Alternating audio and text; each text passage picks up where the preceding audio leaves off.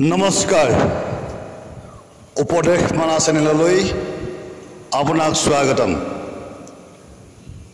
উপদেশমালাই সত্য আৰু প্ৰমাণিত তথ্যৰ ওপৰত ভিত্তি কৰে। কাৰোৰ মনত আঘাত দিবৰ বাবে নহয়। তথাপিও কাৰোবাৰ মনত যদি অজানিতে আঘাত দিয়া হয় তেন্তে উপদেশমালা আপোনাৰ ক্ষমা প্ৰাৰ্থী। মূল তথ্য প্ৰকাশ কৰাৰ আগত সমূহ ভক্তবৃন্দক নিবেদন কৰিম, যদিহে ভিডিঅ'টো ছাবস্ক্ৰাইব কৰা নাই ছাবস্ক্ৰাইব কৰি ল'ব আৰু ভিডিঅ'টো শ্বেয়াৰ কৰিব, যাতে অন্যজনেও এই মহান তত্ত্বক প্ৰাপ্ত কৰিব পাৰে। হে বান্ধৱসকল, আমি সকলোৱে ভাগৱত শ্ৰৱণ কীৰ্তন কৰিছোঁ আৰু ভাগৱতৰ প্ৰচলন খুবেই বেছি, কিন্তু আমি ভাগৱতৰ মূল তত্ত্বক বুজিব পাৰিছোঁনে?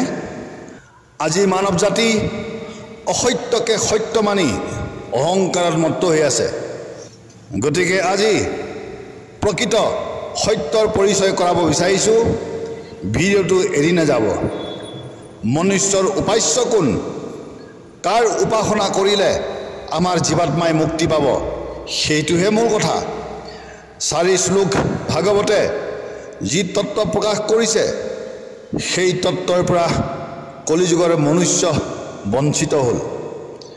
4 শ্লোক ভাগৱতে কি উপাসনাৰ নিৰ্দেশ দিছে আৰু সেইজন বাৰু কোন, এই বিষয়ে আজিও আমি অজ্ঞ।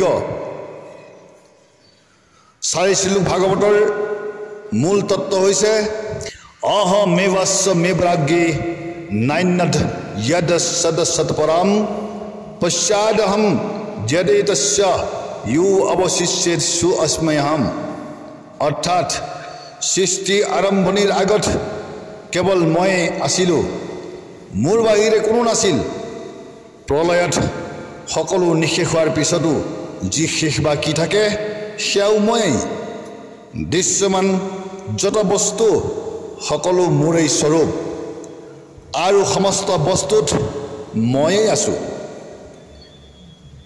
ঋত অৰ্থ জিত প্ৰতিয়েদ ন প্ৰতিয়েদ সাত্মনি তদ্বিদ্যাত্মনো মায়াম যথা অভাসু যথা তমঃ। অৰ্থাৎ মূল তত্ত্ব আত্মা। আত্মা নিৰাকাৰ, নিৰ্বিকাৰ, অক্ষয়, অব্যয় পৰম তত্ত্ব।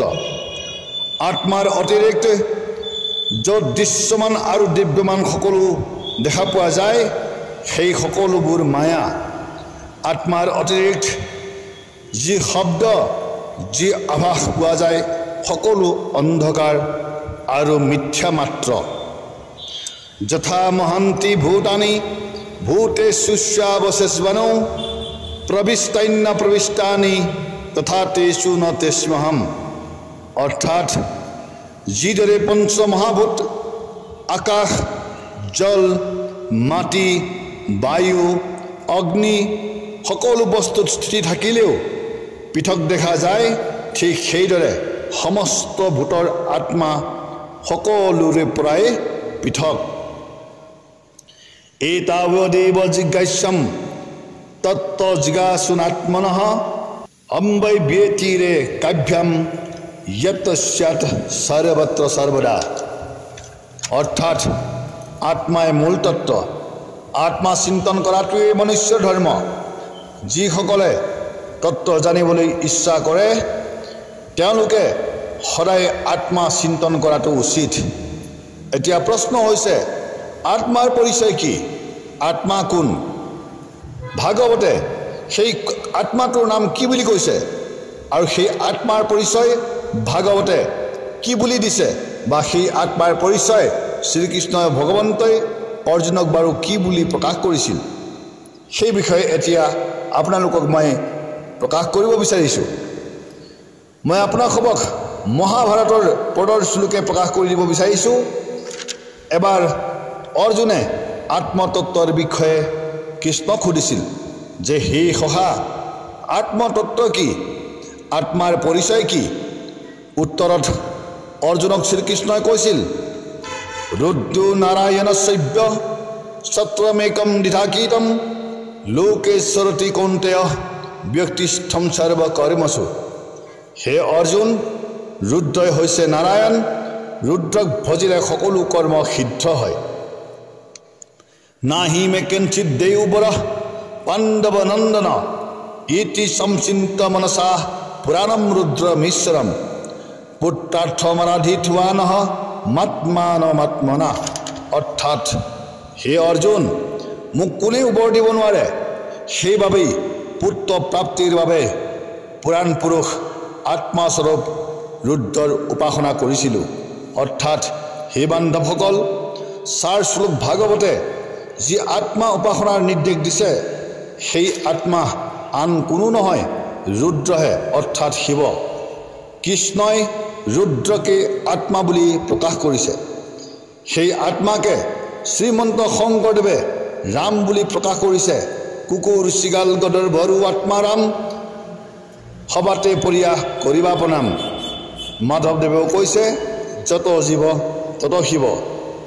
और श्रीमंत शंकरदेवे সেই শিৱকেই দেখুৱাই কৈছিল, কে হব শিৱ শিৱ ঘোষিও সদায় राम नाমৰ বিনে বান্ধৱ নাই।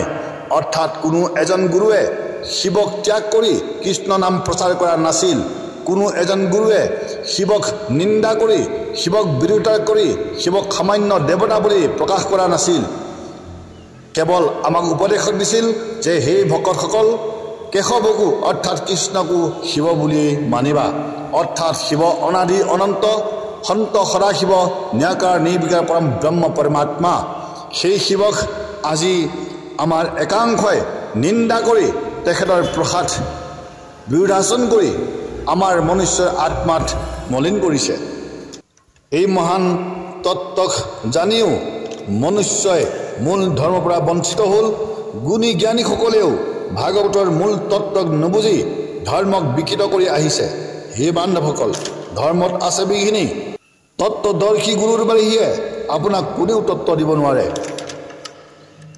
এতিয়া প্ৰশ্ন হৈছে, ভাগৱত শ্ৰৱণ কীৰ্তন কৰিলে মুক্তি পাবনে, নে মনুষ্যৰ কৰিবলগীয়া আৰু কিবা বহু আছে? এই বিষয়ে তত্ত্বদৰ্শী গুৰুৰ পৰাহে জানিব পাৰিব।